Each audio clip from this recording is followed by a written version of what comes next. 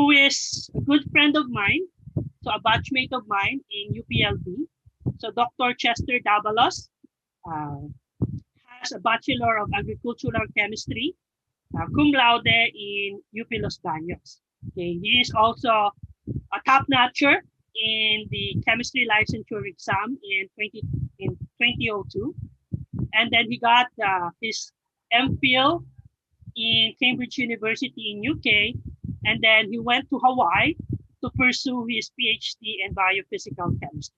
So you can see based on experience, medyo talagang madami na siyang na-achieve. Currently, he is an instructor in the University of Hawaii in Hilo campus. So Chester, please take the virtual floor.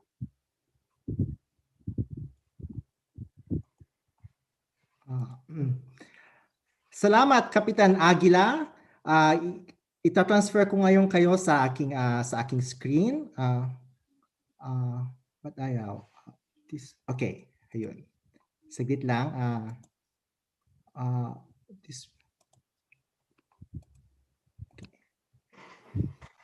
Aloha at mabuhay sa ating lahat. So ngayon, gusto ko pong ipamahagi sa inyo ang aking karanasan on how to solve problems. So in order to start my discussion today, gusto kong i-share sa inyo ang isa sa mga quote ng aking paboritong scientist. So sabi niya, I have shook all my problems off like a swan shaking off water from its wings. So ang mga problems pala ay para lang tubig na parang shake off from the wings. So ito ang sinabi ni Rita Levi-Montalcini. So isa siyang Italian scientist. So bakit ko nga ba gusto tong quote na to? First, kasi nanggaling kay Rita Levi. Kung titignan natin ang history, si Rita Levi ay isang Jewish. So she was actually living during World War II. Alam naman natin, ano nga ba noong World War II? Parang hinuhuli sila at ipapadala sa concentration camps. Pero si Rita Levi-Montalcini may courage siya in order to stop all of this political oppression. So nagkaroon siya ng parang secret and clandestine laboratory sa kanyang bedroom. Ang mahirap ba kay Rita Montalcini ay siya ay isang babae? Alam natin lahat na during maybe a few decades ago, hindi po pantay ang treatment ng mga lalaki at babaeng scientists. So nakikita ko si Dr. Montalcini, double jeopardy siya.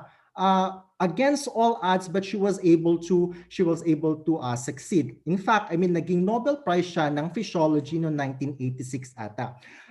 I-share ko sa inyo, gustong-gusto ko tong picture ni Rita Levi na ito. Makikita natin na poised na poised siya. Tignan naman natin, napaka-elegante. In fact, isa sa kanyang mga nickname ay Regina, the Queen. So, tignan mo, the way na nag-post siya, postura pa siya, napaka-confident niya, parang swan. So, gusto ko siya kasi tinitreat niya yung problem, very well. So para sa kanya, ang problems ay hindi para katakutan, pero ang problems ay kailangang isolve. Yung susunod na slide na ipapakita ko sa inyo, susuriin ko yung nature ng problem solving. First, sasabihin ko kung ano nga bang problem, tapos papaano to nire-resolve. Okay. So anong problem? So ang problem is actually a normal and natural occurrence. So please take note na ang problem ay hindi ito isang sumpa. Okay? So, ang problem, araw-araw to na nararanasan natin. So, kunwari, may pera tayo at kailangan natin i-budget. So, that's actually a part of problem solving. Kung gusto naman natin, if you like to treat it as a game, so katulad dito ng jigsaw puzzle. So, titignan mo how does the pieces actually suit together in order to make a picture. Ganon actually ang problem solving. All of us are actually natural problem solvers. So i-define ko ngayon, what is problem solving? So problem solving is the art of finding a solution to a difficult problem. So para sa akin, it's not just a process, but it is an art. Actually, it's even more than a science. So it's really an art. So ang problem solving is not actually denial. So hindi mo actually i-deny na merong problem na nag-exist. Okay? So mga denial kings and queens dyan, hindi po pwede ito para sa inyo. It's not also concealment. Hindi mo ito po pwedeng itago na lamang. Kasi syempre, kung itatago mo, it's not actually going to solve the problem. And more importantly, problem solving is not running away. So hindi mo to hindi mo to tatalikuran, kailangan mo tong harapin. Kung tatanungin niyo, paano natin to haharapin? Well, we have to face the problem with the right approach. Pero ang question, ano tong right approach na to? Syempre, it's going to be the scientific approach.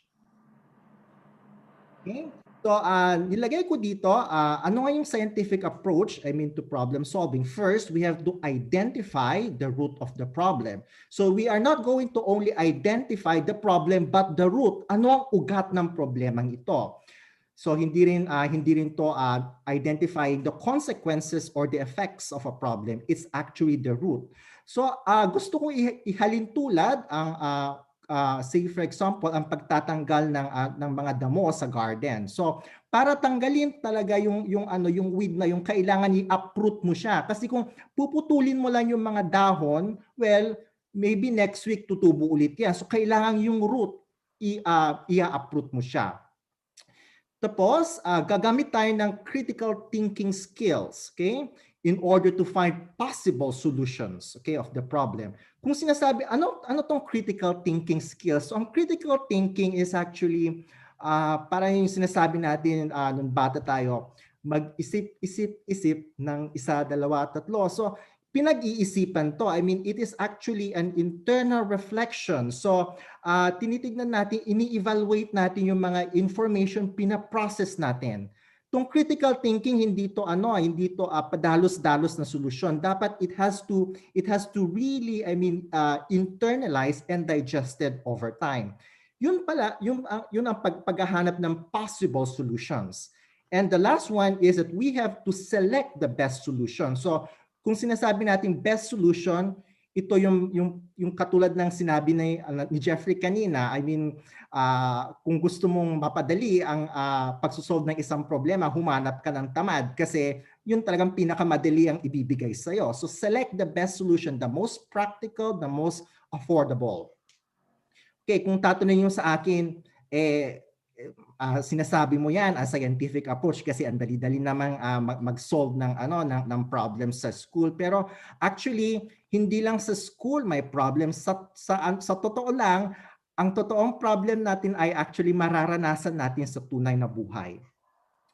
Yung next slide na sasabihin ko, actually parang entry ko to sa maalaala mo kaya. So, ang dami-dami ko ng problema, throughout my life. Name it, I think I might have experienced it. Pero yung i-share ko sa inyo are actually the most difficult problem that I ever had.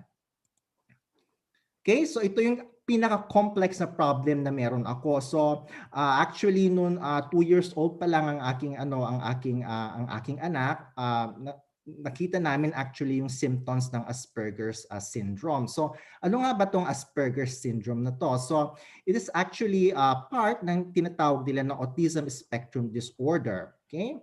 So ang Asperger's syndrome is characterized by unusual high IQ but with poor social skills. So kung makikita nyo tong screen ko dito, ewan ko kung nakarating na to sa Pilipinas, pero ito picture to ng The Good Doctor. So ang Good Doctor parang isa siyang surgeon pero meron siyang autism. So ang tali-talino nila, pero say for example hindi nila ma-identify kung yung patient are happy or sad ba, kung so hindi sila tumitingin ng diretsohan sa mata. So ito actually yung problem ng aking anak. So napaka superior ang kanyang IQ. In fact, 3 years old pa lang siya, nakakabasa na siya. Tapos ngayon 5 years old, he could actually do complex arithmetic skills. Pero yung pagsusulit sa klase nila actually nasa 1% percentile siya ng social skills. So in fact it is even below. So it was really a very a big challenge for me. So ang kadalasang problem pa nila, I mean napaka-sensitive nila sa noise. So say for example, mag-open lang kami ng gripo, parang natutusok yung kanilang mga tenga, tapos every time may break sa patterns, inis na inis sila.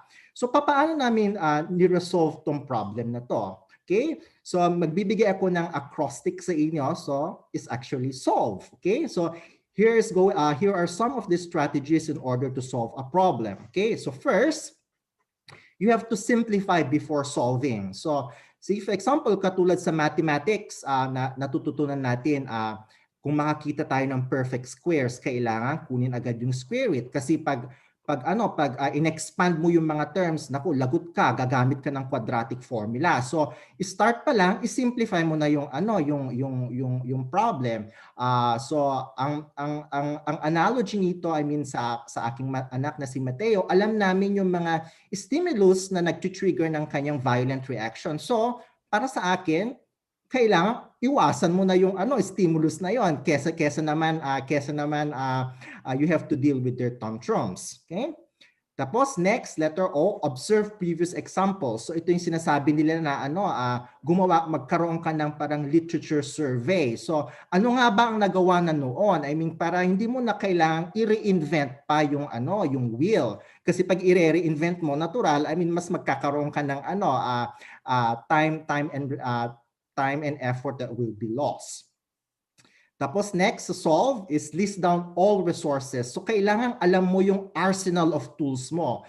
Say for example, kung estudyante ka pa lang, alam mo may textbook ka, meron kang meron kang computer na i-research mo lahat. And not unlike us noon, in order to learn a word, I mean kailangan mo pang pumunta sa dictionary. So list down all resources. May app ka ba para mag-graph ng mga functions, ganon. So alam mo dapat lahat 'yan. So nung nalaman namin yung problem with Mateo, tinignan talaga namin lahat ng pupwedeng everything that is actually available from the state. So lahat ng kanilang mga therapy sessions, I mean, inavail namin 'yan.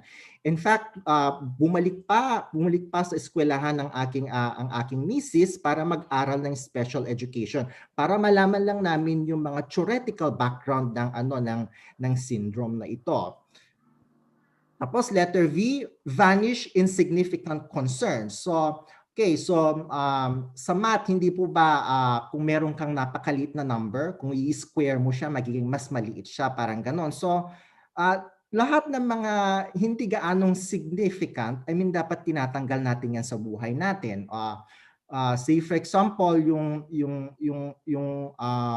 case ni Mateo, ang dami diyan mga chismis diyan kung saan-saan. Well, dinismiss ko silang lahat kasi you will not actually solve a problem pag nakikinig ka sa mga chismis. Sabi ko nga sarili ko, you should know how to evaluate and differentiate a signal from a noise. Lahat ng chismis yan, hindi ko yan papakialaman. And last, letter E, explore every possible solution. So lahat ng mga posibleng solution, then from the possible solutions, doon mo isa-select. Gusto ko lang sabihin na ang pagsosolve ng problems ay hindi linear. Ano siya, parang circuit loop. So kung mahilig kayo sa physics, may mga parallel